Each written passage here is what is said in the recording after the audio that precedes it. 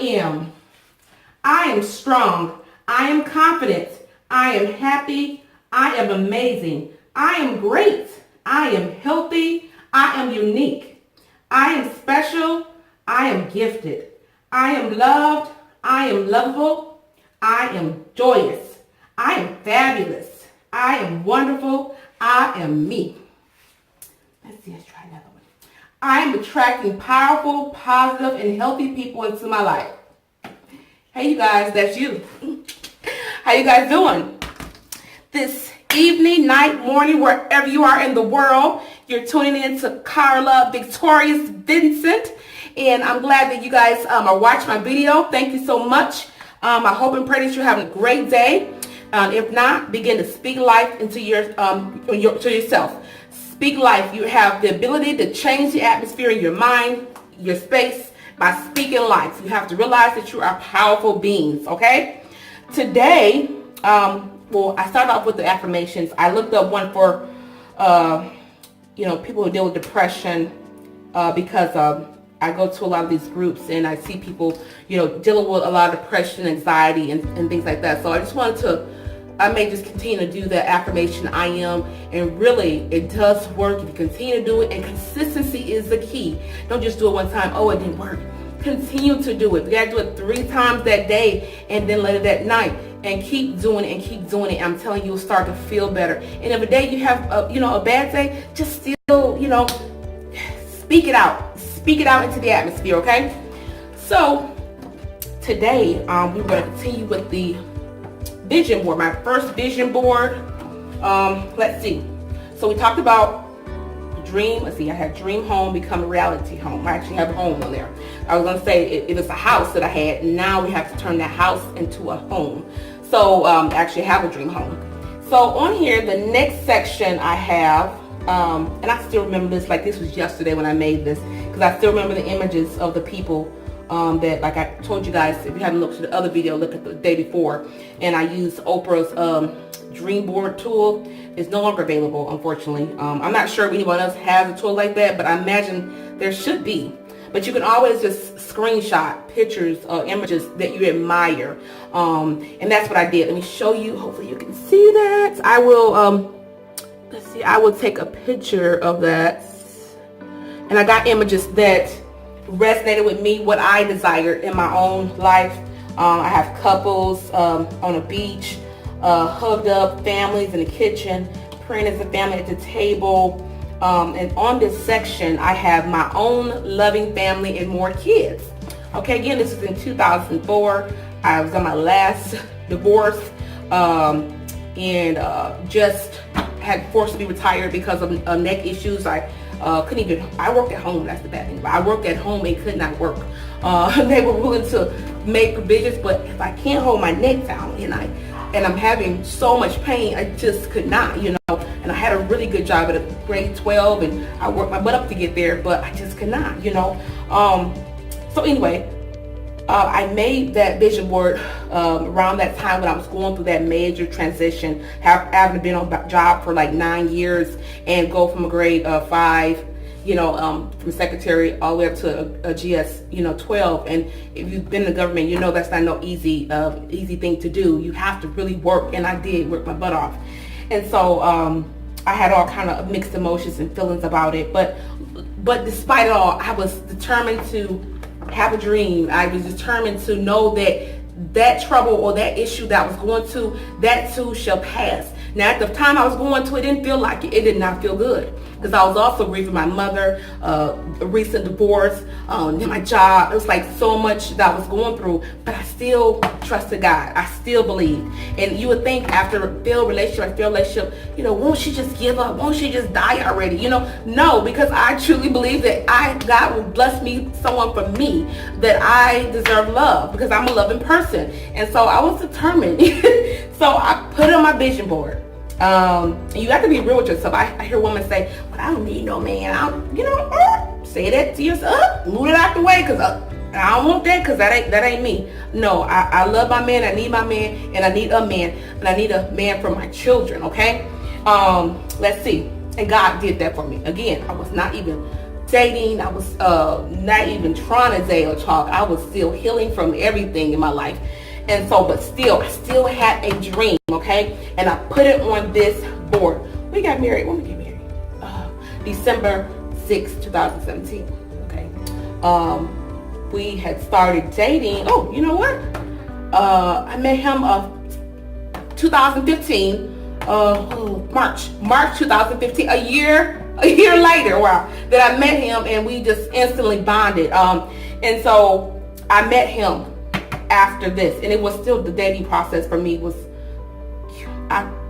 yeah, that's a whole nother story, okay, so my own loving family and more children. And let me tell you why that is so important to me. As a little girl, I would dream of having my daddy out of prison. Many of you guys may don't know, my daddy just got out maybe 2 years ago, and been 28 years. I was about 7 or 8 when he went in, and so I was a daddy's little girl. And so, you know, he was not there, and so I would be in my room. I stayed secluded in my room. I don't think that's healthy for a child. I really don't, because now I still do that. I still do that. I don't think pull the kids out of the room. Anyway, so I did that, and I was fantasized about my daddy. He came home from prison, and I had a sister. I was born in 79. She was born in 78, a day after me. 1 year and 1 day. We were apart, okay? And so, but she passed away when she was 4, of like brain tumor or something to do with the brain. It was not talked about a lot. And I was 3, so I do not remember her. I see pictures of us together. My mom would dress us up like twins. We didn't look nothing alike. She was like really light skinned, like she took on my grandmother's, great grandmother's, skin tone. She was really light. Anyway, but my mom was dressed as like twins, and so I knew my mom had to be devastated, because I could imagine, that happening, losing your child. But anyway, at the time, I just wanted a sister. I had a brother, but you wanted a sister your own age, just, you guys are like twins, that bond of a sister. And so I would dream that she was alive. And the home we lived in, my daddy, anyway, it was a home my dad left us, my auntie, the family home. And so we stayed there, and my auntie, she worked really hard to maintain everything for my dad. And I will be forever grateful for her. Me and my husband, I said, well, my auntie get old, she's coming here, we're going to take care of her. He already know that's already, because I really appreciate that love that she gave me, and she looked out for her brother. Oh, don't worry. Anyway, let me cut this. Okay, so she looked out, but anyway, so she had to maintain her home and our home to some extent, because my mother could not afford it. We were poor and on welfare, just to be blunt, okay? And so the house, I remember one time, got so unpainted, it started peeling off. I think somebody came and maybe scraped it off, and then they didn't finish it because of maybe money. I can't remember, but it was, if you ever seen a house, this paint just peeling off, but it was really on home. So, and I think it was original paint, but either way, the house looked so bad, and it was so embarrassing to have brands. Oh my God. It was so embarrassing, just as a little girl, to have friends see your home. Oh my God. See your home, and just being a little girl and being embarrassed. And a child shouldn't have to feel that way. They should not have to think about their home. But eventually, it did get fixed. My auntie, my uncle, Uncle Harvey, I think he got someone to paint it. But still, yeah, as a little girl, I would be in my room, and I would fantasize about my dad was home, and my mom wasn't trying to date, because I was very protective of my dad's spot. Okay, I was like, what you doing here? I was took on a manly role to protect our household. That, and a little girl should never have to do that.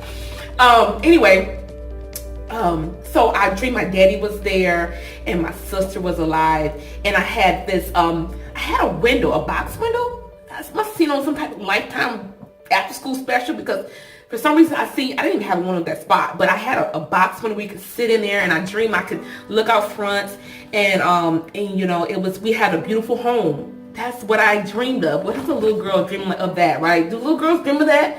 On TV, according to little girls, dream of princes and getting married and you know, putting on little dresses. That was not, I wanted my own family. I wanted my own family. I wanted my, you know, I just, something unrealistic, you know, to have someone come back alive. I knew that couldn't happen to my sister, but I kept hoping that my dad would come home one day, because he always, year after year, he would tell me he was coming home. And I never did approach him and ask him, why don't you tell me that year after year? I mean, as an adult, you know, maybe that was easier, but year after year, I'm coming home.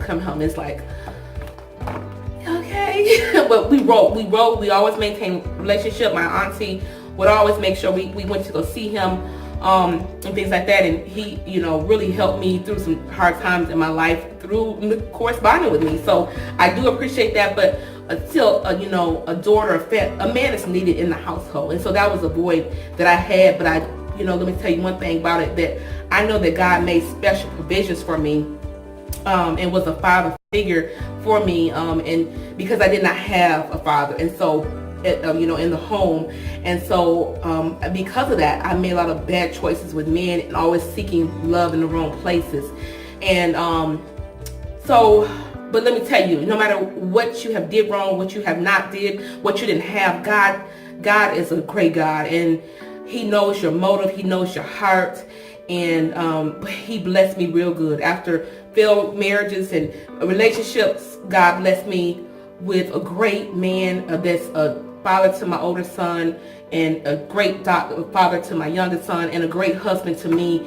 He just blessed me really good. Sometimes I call him Daddy because he's so good with the kids. I said, you know, I didn't have that. So, you know, I want Daddy. You know, he's so great with the kids. I know, but I do that because he's so great with the kids, and he grew up in a two-parent home, which is beneficial because he has that foundation, whereas, you know, I did not. So anyway, long story short, I got the home, although I did not do it the proper way. It's the reason why God put the things He put in the Bible, people.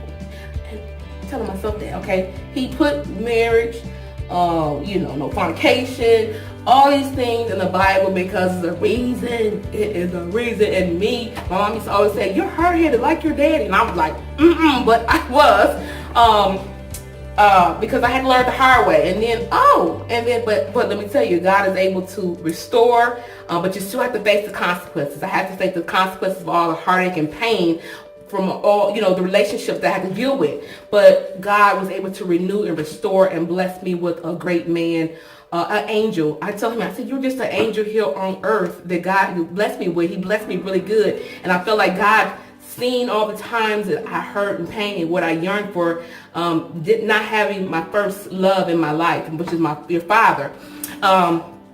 Let's see. So long story short, I have my own loving family, and now we have a home, a beautiful home that my kids can, you know, really love and really feel proud of, and they don't have that, you know, shame, embarrassment that I had growing up. You know, I tell my son all the time, baby, you are so blessed. You got your own bathroom. We have one bathroom, a small bathroom, and I read somewhere where I should not try to make him relive my experiences, because that's exactly what I was trying to do. Telling him, you want shrimp? You know, we got shrimp. You want to eat more shrimp and mussels and stuff? Oh, mama, give me some lobster and crab. Yeah, I said, boy, your mama grew up on bologna. Okay, that's how I'm still alive today. Fried bologna. That was it. You know, you want steak. You know, fried bologna, let it fry in a bubble. Okay, some of y'all may not know what that is, but it's a slice of meat if you're in some other country. So I try to make him see what I went through in my brain. I'm like, why don't you see this? Be grateful, be thankful.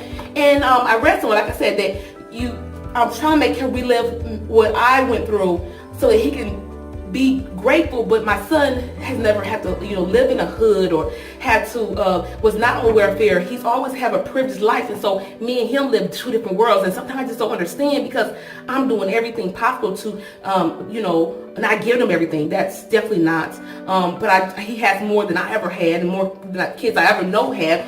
And I just want him to see how blessed and grateful he is.